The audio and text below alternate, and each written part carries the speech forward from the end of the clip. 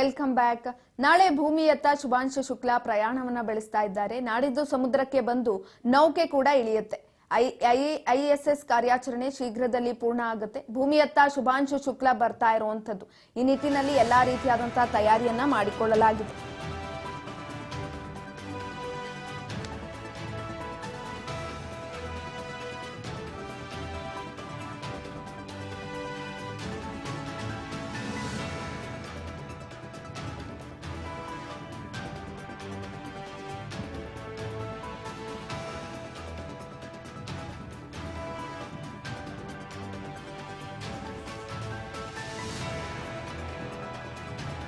ನಾಳೆ ಭೂಮಿಯತ್ತ Shukla and team ಪ್ರಯಾಣವನ್ನ ಬೆಳೆಸ್ತಾ ಇದೆ.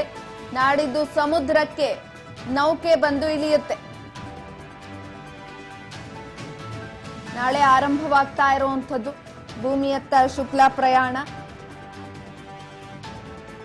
ನಾಡಿದ್ದು ಸಮುದ್ರಕ್ಕೆ ಬಂದು ನೌಕೆ ಕೂಡ ಇಳಿಯುತ್ತೆ. ಈ ನಿಟ್ಟಿನಲ್ಲಿ ಎಲ್ಲಾ ರೀತಿಯಾದಂತಹ ಕ್ರಮಗಳನ್ನ ತೆಗೆದುಕೊಳ್ಳಲಾಗಿದೆ. ಭೂಮಿಯತ್ತ ಶುಭಾಂಶು ಶುಕ್ಲಾ ಅಂಡ್ ಟೀಮ್ ಪ್ರಯಾಣವನ್ನ ಬೆಳೆಸ್ತಾ ಇರುವಂತದ್ದು. ನಾಳೆ ಐಎಸ್ಎಸ್ ಕಾರ್ಯಾಚರಣೆ ಶೀಘ್ರದಲ್ಲಿ ಪೂರ್ಣ ಆಗ್ತಾ ಇರುವಂತದ್ದು.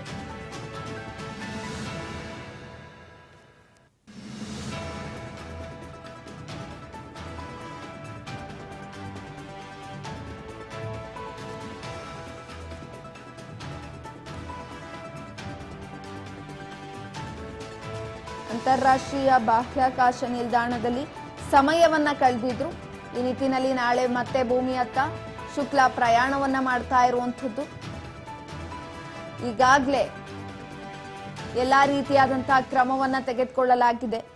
2 ವಾರಗಳಿಗೂ ಹೆಚ್ಚು ಕಾಲ ಅಂತಾರಾಷ್ಟ್ರೀಯ ಬಾಹ್ಯಾಕಾಶ ನಿಲ್ದಾಣದಲ್ಲಿ ಸಮಯವನ್ನ ಕಳೆದ ನಂತರ ಭಾರತೀಯ ಗಗನಯಾತ್ರಿ ಶುಭಾಂಶು ಶುಕ್ಲಾ ಮುಂದಿನ ವಾರ ಅಂದ್ರೆ ನಾಳೆ ಭೂಮಿಯತ್ತ ಪ್ರಯಾಣವನ್ನ ಬೆಳೆಸ್ತಾ ಇದ್ದಾರೆ. ಆಕ್ಸಿಯಂ 4 ಮಿಷನ್ ಗಗನಯಾತ್ರಿಗಳು ಮತ್ತೆ ಹಿಂತಿರುಗ್ತಾ ಇರುವಂತದ್ದು ಭೂಮಿ ಮೇಲಕ್ಕೆ. ಈ ಕುರಿತಾಗಿ ನಾಸಾ ಪ್ರಕಟಣೆಯನ್ನ ಹೊರಡಿಸಿದೆ.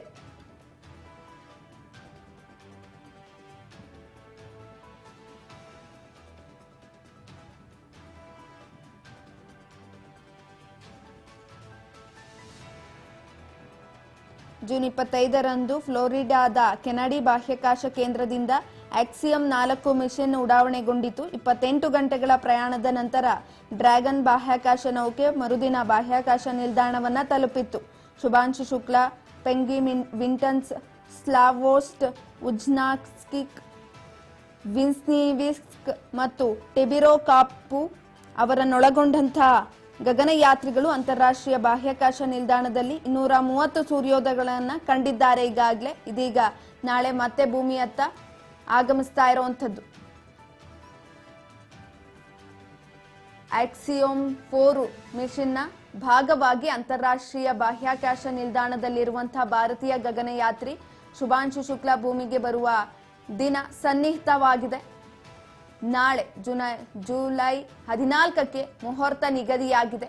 ಎಲ್ಲವೂ ಅಂದುಕೊಂಡಂತೆ ನಡೆದ್ರೆ ಜುಲೈ 14ರ ಸಂಜೆ 4:35ಕ್ಕೆ ಐಎಸ್ಎಸ್ ನಿಂದ ಹೊರಟು ಜುಲೈ 15ರಂದು ಮಧ್ಯಾಹ್ನ 3 ಗಂಟೆಗೆ ಕ್ಯಾಲಿಫೋರ್ನಿಯಾದ ಕಡಲ ತೀರಕ್ಕೆ ಬಂದು ತಲುಪ್ತಾರೆ.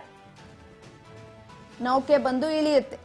ಶುಕ್ಲಾ ಮತ್ತು ಇತರ 3 ಗಗನಯಾತ್ರಿಗಳಾದ ಪೆಗ್ಗಿ ವಿಟ್ಟನ್ಸ್, ಸ್ಲಾವೋಸ್ಟ್ ಉಜ್ನಾಸ್ಕಿ, ವಿನ್ಸ್ನಿಯೆಸ್ಕ್ವಿಕ್ ಮತ್ತು ಟಿಬೋರಾ ಕಾಪ್ ಜೂನ್ 26ರಂದು ಆಕ್ಸಿಯೋಮ್ 4 ಕಾರ್ಯಾಚರಣೆಯ ಭಾಗವಾಗಿ ಐಎಸ್ಎಸ್ಗೆ ತೆರಳಿದ್ರು.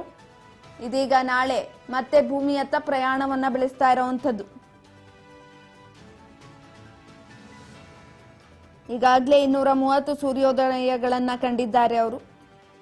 ಪ್ರಯೋಗಾಲಯದಲ್ಲಿ 2 ವಾರಗಳ ಕೊನೆಯಲ್ಲಿ ಬಾಹ್ಯಾಕಾಶದಲ್ಲಿ ಸುಮಾರು 100 ಲಕ್ಷ ಕಿಲೋಮೀಟರ್ ಪ್ರಯಾಣವನ್ನ ಬೆಳೆಸಿರುವಂಥದ್ದು. ಭೂಮಿಯಿಂದ ಸುಮಾರು 250 ಮೈಲಿಗಳಷ್ಟು ಎತ್ತರದಲ್ಲಿರುವಂತಹ ಗಗನಯಾತ್ರಿಗಳು ತಮ್ಮ ಬಿಡುವಿನ ವೇಳೆಯಲ್ಲಿ ಚಿತ್ರಗಳು ಮತ್ತು ವಿಡಿಯೋಗಳನ್ನ ಸೆರೆ ಹಿಡಿದಿದ್ದಾರೆ.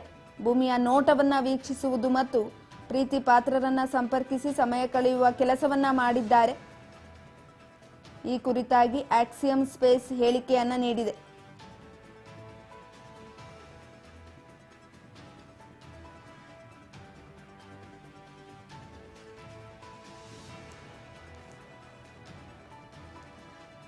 ಕೆಲವೊಂದಷ್ಟು ಕಾರ್ಯಾಚರಣೆಯನ್ನ ಕೂಡ ಅಲ್ಲಿ ಮಾಡಿದ್ರು. ಅದಾದ ನಂತರ ಇದೀಗ ನಾಳೆ ಭೂಮಿಯತ್ತ ಪ್ರಯಾಣ